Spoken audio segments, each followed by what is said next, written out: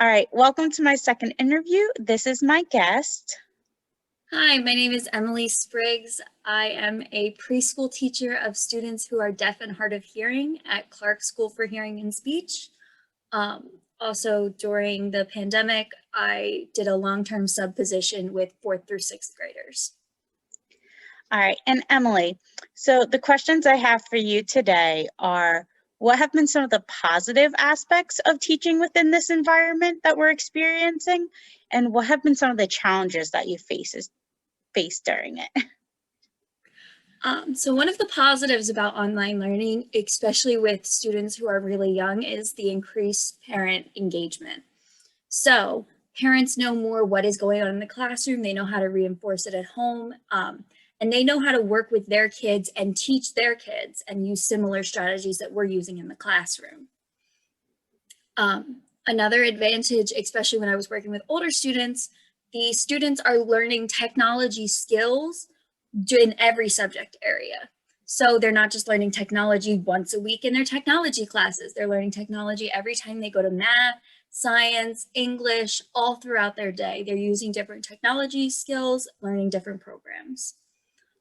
Another advantage for older students is that they're able to work at their own pace a little more. So students can kind of pick when they want to do things, how they want to do them. Some students might get stuff done a lot faster, being able to do it on their own instead of having to do it as a whole class.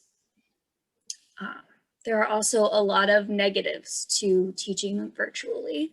One of the big ones that we have seen is a lack of attendance. So my class right now has 8 kids in it, and any day that we have online learning, typically I'll get like 3 or 4 will come to my classroom. So about half my class shows up on any given day, and usually it's the same few kids. There were kids that I didn't see for months. Wow. The other thing with preschoolers is we do our meetings through Zoom, and so the preschoolers aren't able to mute and unmute themselves. They're not able to work the cameras. They're not able to do stuff like that. So the parents have to sit by them and help them with the computer. Not all parents can do that. A lot of parents are also working from home remotely. So they have their own job that they have to do. They have their own meetings to go to, and they can't just sit here and press a button for a couple hours. So then we have kids who aren't engaged. I've had kids who I can't mute or unmute that just fall asleep on the couch, and that's the whole day for them. And there's nothing that we can really do about it. And it's not anybody's fault. There's no one to blame. The parents are very apologetic that they can't be here, but that's just how it is. Yeah. And one of the other things about working with preschoolers is that preschooler is a very important time for students to learn social and emotional skills. They're learning about playing with their peers, sharing, how to regulate their emotions when something doesn't go their way.